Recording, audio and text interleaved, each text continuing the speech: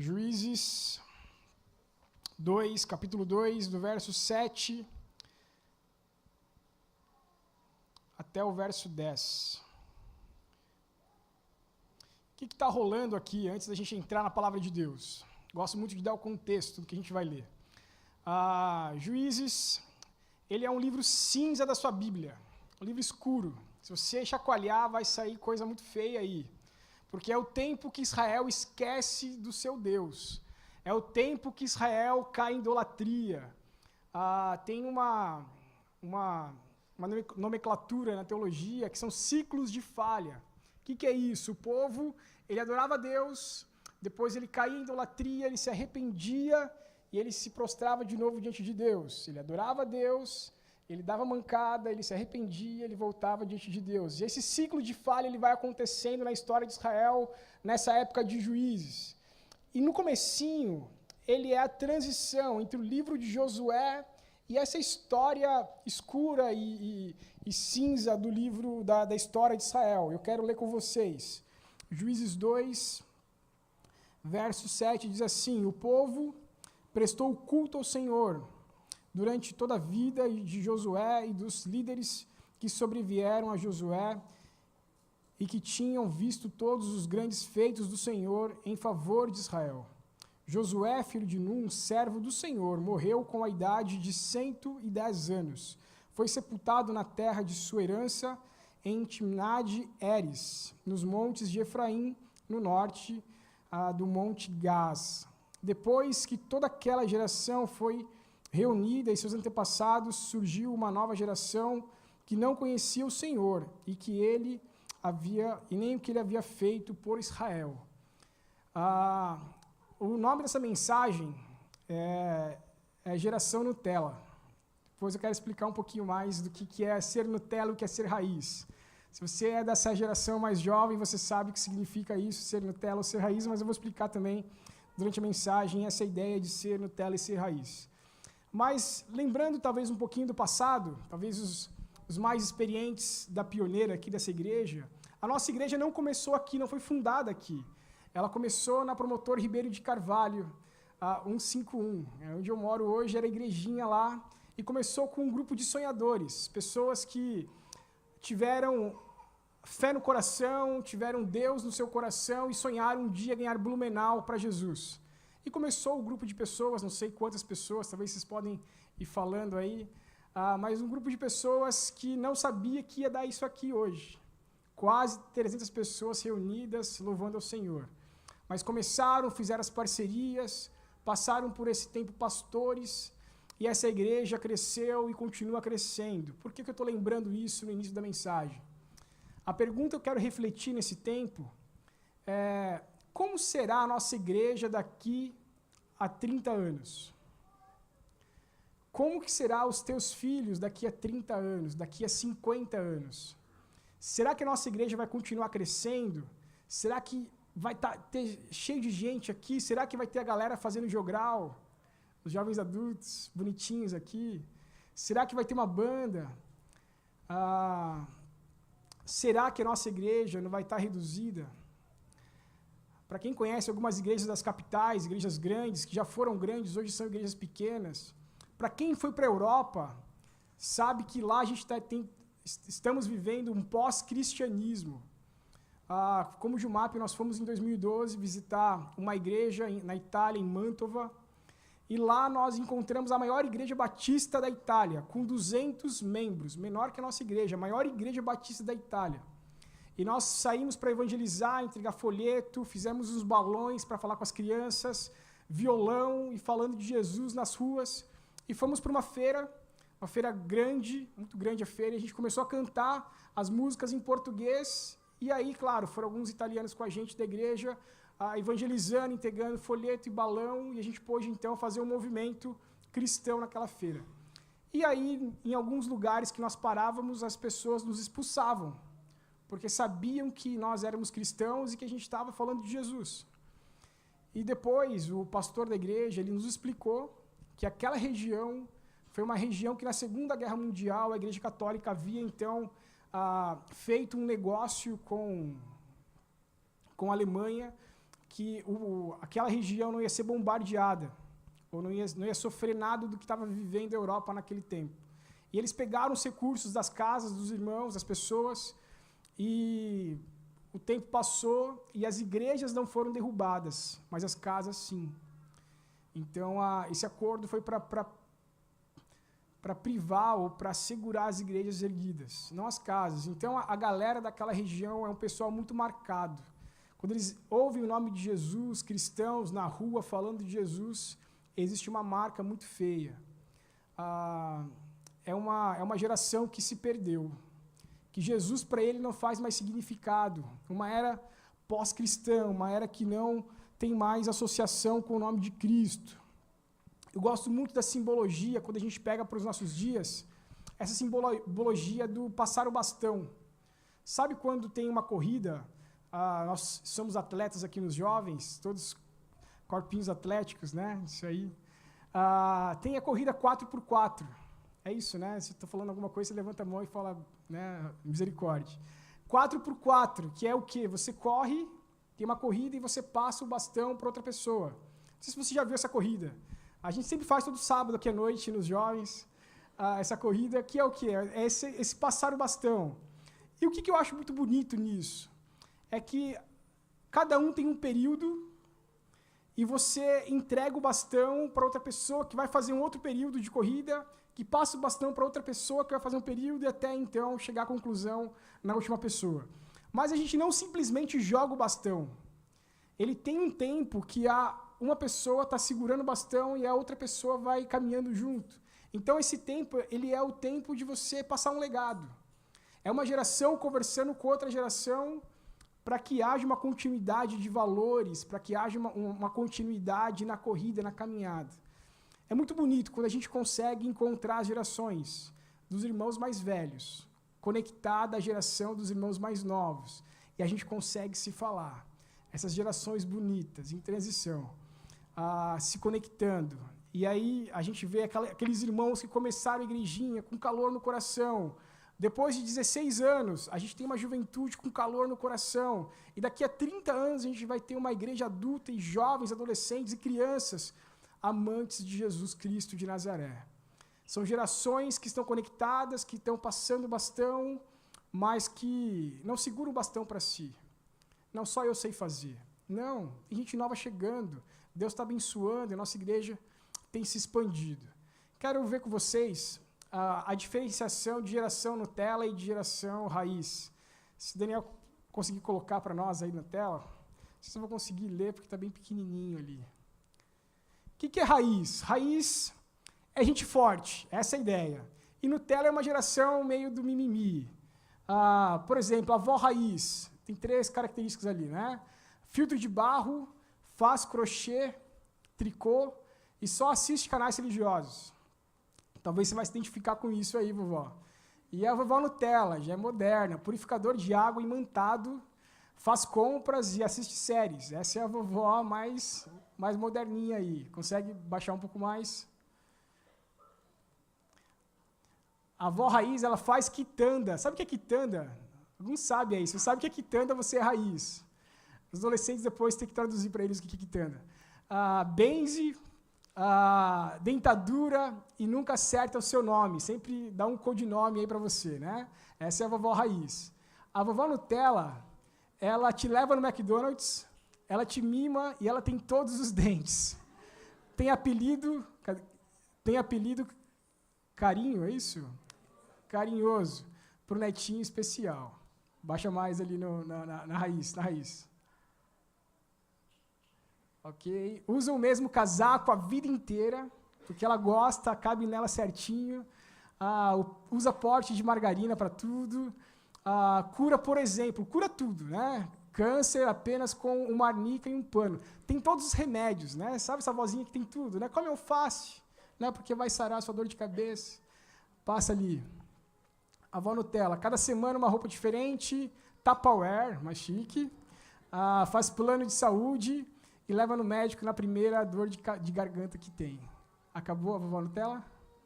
E a avó Raiz? Tem mais uma imagem lá, pode passar? A próxima. A criança raiz, a criança Nutella. Criança raiz. Pode baixar aí. Brinca na rua, se suja, volta com machucado, só vai para casa quando a mãe chama. Pode levantar. E a criança Nutella, só parque privado, não se suja, marmita de fruta e suquinho para o colégio, não sai nem no vento, vai só com a mamãe. Isso aí. Os últimos. Sai até na chuva e salgadinho e refri. Prefere levar os amiguinhos em casa. Essa é a diferenciação de crianças aí. Tem o último. Quiser mais para os jovens, aí pode passar. Perceberam aí? Telefone raiz, é o Nokia. Quem teve um Nokia desse, levanta a mão aí. Nossa, essa igreja é demais. Raiz, igreja raiz é assim, queridos. Bateria dura 2 semanas. Sabe o que é isso? A bateria dura 2 semanas. Ninguém lembra o que é isso. Tem jogo da cobrinha. Se você não sabe o que é isso, você pode pesquisar no Google, que talvez apareça alguma imagem lá. iPhone Nutella. Bateria dura 2 horas e não tem jogo da cobrinha. Não tem. Celular, esse da Nokia, caiu, quebra o chão e não esquenta. Você pode ficar 2 semanas com ele que não vai esquentar ligado. Caiu, compra outro. Perdeu, né? R$3.000. E dá para fritar um ovo, porque esquenta um bocado. Se você tem o iPhone, você sabe que é assim. Pode baixar tudo. Ligação, conferência, chip, 31 anos. E SMS. Se você não sabe, tinha SMS. Tem ainda no seu celular, você só não usa. E o celular, o iPhone, Nutella, ninguém liga, WhatsApp, Messenger. É isso aí. Né? São os Messenger se usa pouco agora. Né? Mas são as diferenciações de raiz e de Nutella. Claro, a gente sempre ri, né, dessa geração, que é a geração do mimimi, a geração da crise. Mas eu gosto de frisar que a gente não deve viver no saudosismo. Né? A gente olha para trás e, poxa, a minha geração era melhor. Né? A gente jogava futebol muito bem. Hoje, esses adolescentes aí não jogam nada. Né? Só fica aí no WhatsApp. Não. Eu acho que cada fase é uma fase única. Cada fase é uma fase que Deus nos deu. E é isso que eu quero que você chegue no final da mensagem e fale assim, poxa, a minha geração foi raiz. E foi muito bom. Essa geração Nutella fala, cara, a gente adora ser Nutella. Nutella é muito bom. Né? A gente tem essas crises, mas a gente tem vivido Jesus Nutellamente. Que feio isso, né? Desse jeito de ser Nutella, a gente tem vivido Jesus. E é isso que eu quero que a gente chegue no final dessa mensagem. Eu tenho 3 cadeiras aqui na frente, e essa mensagem ela tem esse foco de trazer um pouco essas 3 gerações. As 3 gerações que a gente pode entender também nesse texto de Josué. Porque Josué aqui, nesse texto de Juízes 2, ele fala que a geração de Josué viveu os valores de Deus porque teve experiências com Deus. A segunda geração que veio ainda continuou vivendo os propósitos de Deus, mas a terceira geração se perdeu. A terceira geração não conhecia mais. Primeira geração, Josué, Moisés, a abertura do Mar Vermelho, 10 pragas, deserto, nuvem de fogo, nuvem do dia, guiando o povo, maná, viveu com Deus. A segunda geração viu as histórias de Josué e de Moisés. Falou, poxa, os nossos pais foram muito legais, vamos manter o que dá para ser mantido e vamos viver o novo. E a terceira geração esqueceu quem que é, então, esse Deus. Eu quero dar o nome para essas cadeiras. O primeiro nome aqui é a geração do compromisso. Essa geração, talvez, que você vai lembrar do seu pai, ou a sua geração, que você fala assim, poxa, eu tenho dado a vida por Jesus. Que tem vivido Jesus, Deus, de uma maneira intensa. Essa é a geração do compromisso. Essa segunda cadeira é a cadeira do mais ou menos. Meia calabresa, meia portuguesa. Sabe aquela pessoa que meio, né? Nunca sabe o que quer, meio desconfiado. E a terceira geração aqui é a geração da crise. É a geração que reclama de tudo, mas não tem solução para nada, sabe? Poxa, o culto não está bom hoje, mas o que a gente pode fazer? Não sei, mas não está bom. Né? Vai para casa. Aí vem semana que vem, o culto também não está bom. Sempre está inconformado com tudo, mas não apresenta nenhuma proposta. Né? Não consegue mudar nada. Geração do compromisso, geração meio e geração da crise. Meio não, mais ou menos. Essa geração aqui. lembrando alguns personagens da Bíblia, se a gente fosse classificar como foi Davi. Davi sentou em qual cadeira aqui?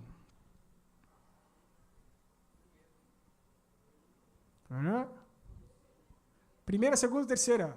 Compromisso, mais ou menos, ou crise? Muito bem. Terceira? Alguém falou terceira. Isso aí, tem que falar convicção, mesmo que erre. Davi, ele sentou na primeira cadeira.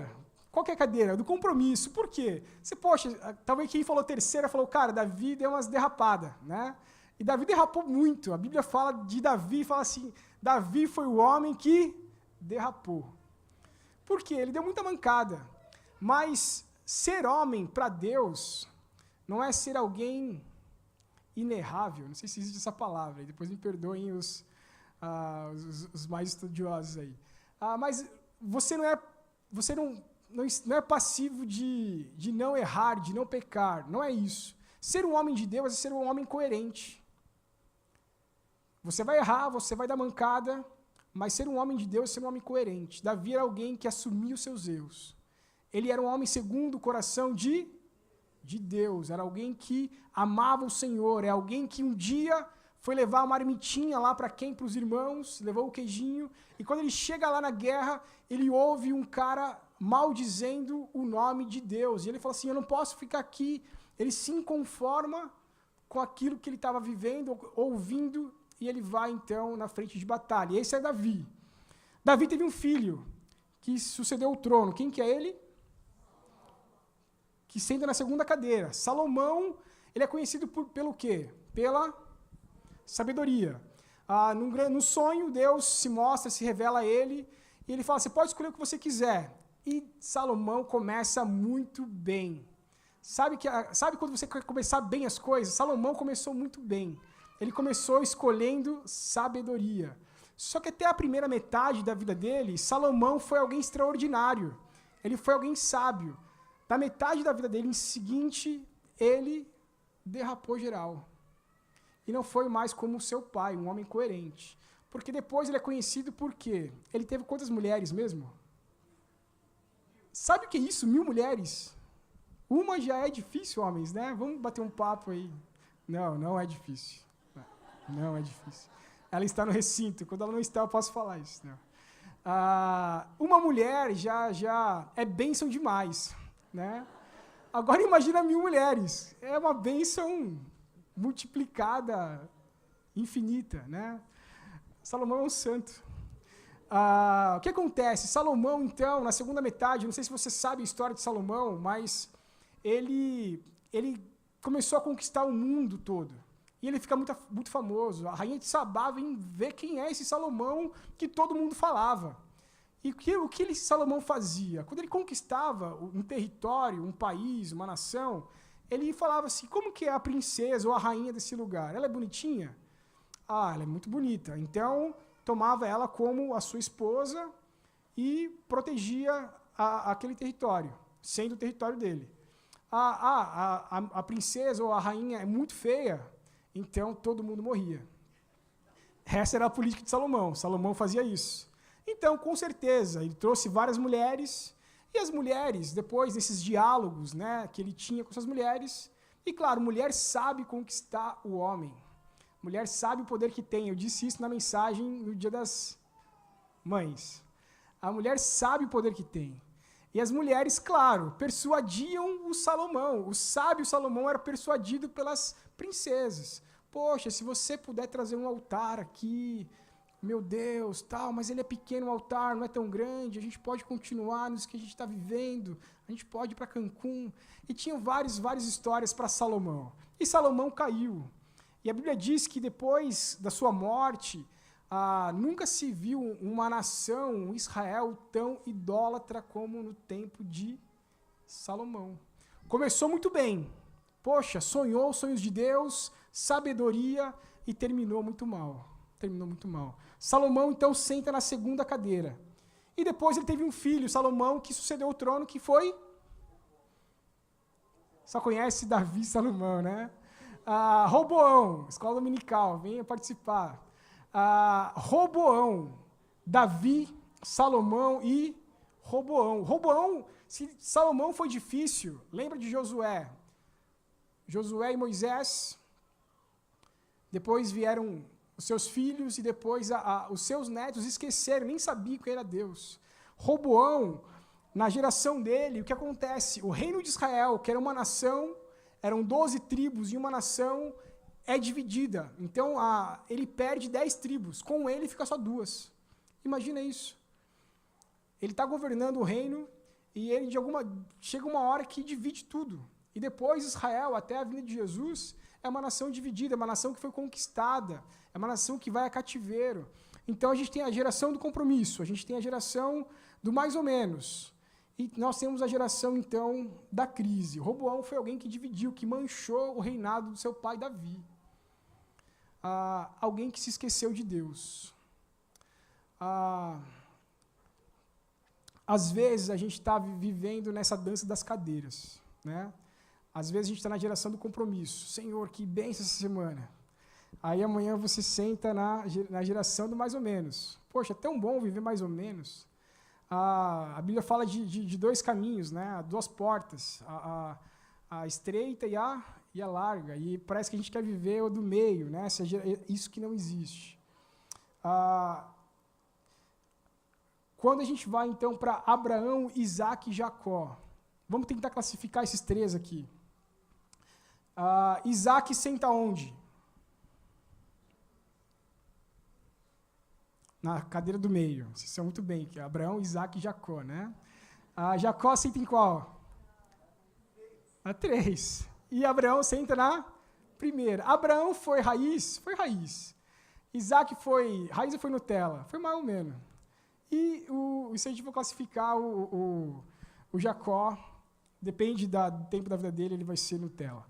Abraão foi alguém que andou com Deus. Se você lembrar a história de Abraão, ele foi separado e fala assim, poxa, você vai para uma terra que manda leite e mel, sai da sua terra, da sua parentela, e você vai para um lugar que não vou falar onde que é. Não tinha o Google Maps, né? Olha, é aqui, é essa localização que você vai. Não, você vai sair e você vai ser guiado. E aí tem uma história muito bonita que Abraão começa a negociar com Deus. Gente, esse relacionamento íntimo com Deus, de você poder sussurrar para Deus e falar, Senhor, Deus, eu quero isso. Senhor Deus, eu não sei se eu posso pedir isso para você, mas eu vou pedir. Sabe essas brincadeiras com Deus? Só tem quem tem muito relacionamento com Deus. Abraão começa a barganhar e fala assim, Senhor, 50, lembra? Porque ele queria destruir Sodoma e Gomorra, e estavam os parentes dele lá, ele fala assim, não, 40 então, Senhor, 30, e ele vai barganhando com Deus, 20, 10, Senhor, só tira então a minha família de lá, e o Senhor faz o que quiser então. Relacionamento com Deus. Abraão, Isaac. Quem foi Isaac? 5 segundos, quem foi Isaac? Filho de Abraão, legal, muito bom. Pai de Jacó, demais. E aí, Isaac é alguém quase desconhecido. Por quê? Dizem que os historiadores que Isaac teve um grande pai e foi pai de um grande filho. Conseguiu entender o que eu tentei dizer aqui para vocês? Ele teve duas referências, o seu pai e o seu filho. Isaac foi aquele eixo de transição, aquela abertura de porta que quase ninguém vê e quase ninguém sabe. Isaac, ele foi alguém que passou desapercebido. E essa é a segunda geração, é a geração do mais ou menos. E aí a gente vai então para a geração do Jacó. Sabe o significado do nome de Jacó? Enganador. Muito bem, estão muito participativos aí. Enganador. Então começou muito bem aqui. Abraão, Isaac, chega Jacó. Só que Jacó, nesses termos de enganador, ele engana seu irmão. Lembra que ele começou já enganando desde o ventre, tem umas histórias. E aí tem a história da primogenitura, que ele engana o seu pai junto com a sua mãe. E ele fica marcado com o seu irmão, e o seu irmão então jura ele de morte. E ele sai fugitivo. E quando ele tem um reencontro com o irmão, anos depois, ele manda muito dinheiro, muitos alimentos, para que o seu irmão não o matasse.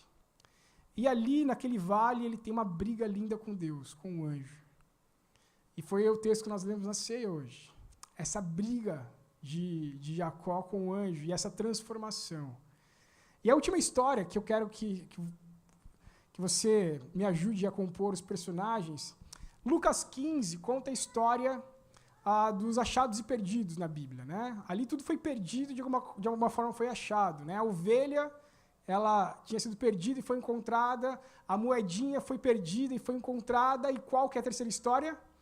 O filho pródigo, que foi perdido e foi encontrado. Essa história do filho pródigo, também a gente pode classificar o pai como sendo a cadeira do compromisso, o filho mais velho, esse meia portuguesa, meia calabresa, e o filho pródigo, que é a terceira cadeira. Só que a história do filho pródigo ela é uma história de restauração, de alguém que sentou na terceira cadeira e não se conformou com a terceira cadeira. É alguém que teve umas derrapadas, umas crises, ele pegou todo o dinheiro do pai, o irmão ficou inconformado, e ele foi viver a vida. Esse viver a vida foi gastar todo o dinheiro do pai, ou tudo aquilo que ele tinha, a sua herança, com mulheres, com drogas da época, e rock and roll. E aí, ele foi alguém que foi achado.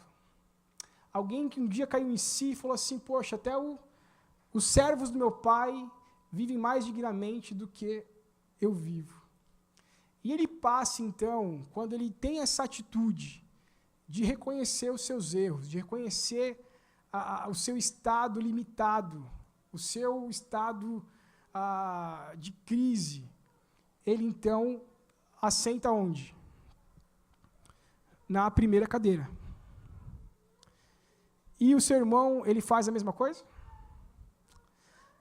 O irmão, ele fala, pai, seu irmão aqui, pai, esse cara aí pegou metade daquilo que o senhor tem, que é meu também, gasta nessa cadeira, e agora ele vai sentar na primeira cadeira? E o que o pai fala? Das cadeiras aqui, né? É claro, essa figura dessa parábola que Jesus conta, o pai simboliza Deus, aquele que vai querer restaurar o filho que passa a vida toda dentro da igreja, o filho que de alguma forma saiu da igreja revoltado e foi viver a vida, e para ambos há espaço no coração dele. O pai quer que esses dois, tanto o primeiro quanto o segundo filho, estejam na primeira cadeira. E essa história é uma história que eu quero concluir dizendo para você, meu querido e minha querida, que Deus quer que a gente se assente na primeira cadeira. Independente da geração que você esteja. De repente você é da geração raiz, são os mais velhos. Você adorava o Nokia que você tinha. Você é alguém que olha para essa geração e fala misericórdia, que esses jovens fazem hoje é aberração. Querido, eu quero dizer que tanto para esse jovem de hoje, quanto para você, que é mais velho, Jesus quer que você se assente na primeira cadeira.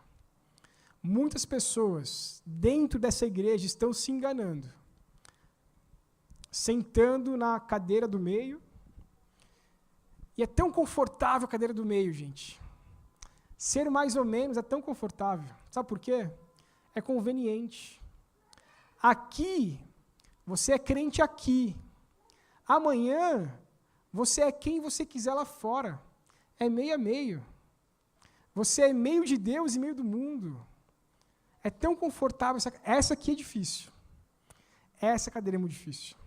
Mas essa aqui é muito confortável. Essa aqui, então, é a cadeira dos comentaristas de Jesus. Está todo mundo errado. Está todo mundo fazendo errado. Mas eu não quero fazer nada. Mas assim, está todo mundo fazendo errado. Gente, essas duas cadeiras são cobiçadas. Todo mundo quer estar nela. Porque é muito fácil. Agora, sentar naquela cadeira é muito difícil. E aí eu quero terminar com essa história, que conta a história dessas duas cadeiras, de pessoas que estão sem perspectiva dentro de um navio, de um barco. Eu quero que você pense que nessa história que eu vou contar, para terminar esse tempo, a igreja é um barco. e tem pessoas perdidas e pessoas achadas. Tem uma história que eu gosto muito, a história de um jovem que o sonho dele é viajar de um transatlântico. Sabe o que é isso? Um transatlântico? Um cruzeiro. Né? Não sei se você já foi abençoado em fazer um cruzeiro, mas é algo extraordinário. E 10, 12, 15 andares num navio, teatro, lojas, piscinas, inúmeras piscinas, toboáguas, gente, demais. E esse jovem, então, sonhava um dia em viajar no transatlântico. Poxa, fazer um cruzeiro, 10 dias, 20 dias, 30 dias. E ele, então, tem a oportunidade, num jogo de cartas, de apostar e de fazer esse transatlântico. Ele aposta nesse jogo de cartas tudo que ele tinha.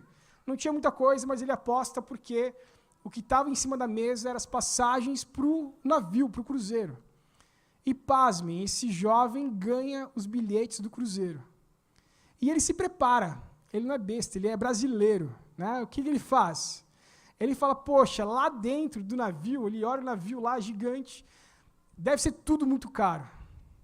E o que ele faz? Ele compra vários marmitex, quentinhas, e guarda todas as quentinhas, esses marmitex, embaixo da sua cama. Ele vai no cruzeiro, ele olha tudo aquilo e fala, gente, que restaurante chique, deve ser muito caro. Gente, essas lojas, tudo muito bonito. O que vai pagar, eu não vou pagar. Então, ele guarda todos os marmitex e ele compra, então, comida para os próximos 19 dias. Mas o transatlântico, a viagem era de 20. Ele fala, poxa, se economizar um pouquinho de comida de arroz, vai dar para o último dia. E aí ele vai comendo e vai vivendo esse tempo, então, nesse cruzeiro. E no último dia, claro, já tinha acabado a comida, porque dá fome. E ele pergunta, então, para um dos tripulantes como que se funcionavam alguns sistemas dentro do navio. E esse tripulante fala, então, que todo o sistema de comida era all inclusive. Que estava tudo pago, bebida, comida, sobremesa, que ele podia ter desfrutado de tudo o tempo todo. E ele passa dos 20 dias de cruzeiro, 19, comendo marmita. Gente, às vezes, na igreja, a gente está comendo marmitex. Quando Deus ele tem um banquete, uma ceia gigantesca para mim e para você. Às vezes a gente está no barco, a gente tem vivido, e a gente está nessas duas cadeiras, na cadeira do mais ou menos, a cadeira da crise, achando que está tudo certo. Jesus vai voltar e eu tô legalzinho. Essa vida incoerente que eu levo, às vezes com meu esposo, com a minha esposa, fazendo coisas que não deve. Marmitex. Deus ele tem o melhor dessa terra para nós. E o melhor dessa terra para nós é Jesus Cristo. Amém? Que Deus nos remova das duas cadeiras para a cadeira do compromisso. Eu quero orar com você. Quero que você abaixe a cabeça, que você feche seus olhos. Senhor Deus, obrigado por esse tempo. Deus, continua falando aos nossos corações. Deus, o Senhor conhece o nosso lar, o Senhor conhece, ó Pai, a nossa vida, o nosso coração. O Senhor sabe, ó Pai, que tem lugares ali que não gostamos nem de mencionar para o Senhor, porque está feia a coisa. Deus, tem lugares, ó Deus, inacessíveis. Deus, eu te peço, ó Pai, sara a ferida do nosso povo. Deus, arranca, ó Deus, toda a maldade que há nos corações. Deus, que tudo, ó Pai, que há de mal, tudo que há de egoísmo, tudo que há, ó Pai, de idolatria, Deus, arranca dos nossos corações. Deus, se há aqui cristãos mais ou menos, se há aqui cristãos, ó Pai, em crise, Deus, dá a resposta. Deus, se mostra presente, ó Deus. Se há alguma geração aqui, ó Deus, aqui dentro, que ainda não teve experiências com o Senhor, que só vive de experiências dos seus pais, Deus, dá experiência para essas pessoas. Se mostre, ó Pai, grandiosamente para essas pessoas, para que possamos, ó Pai, ter uma igreja realmente, ó Pai, que ama e que serve ao Senhor de todo o coração. Que possamos viver o melhor para essa geração. Que possamos, ó Pai, abençoar essa geração. E que possamos, ó Pai, independente do nosso jeito, do nosso estilo, te adorar de inúmeras formas. É em nome de Jesus que eu oro. Amém. Amém.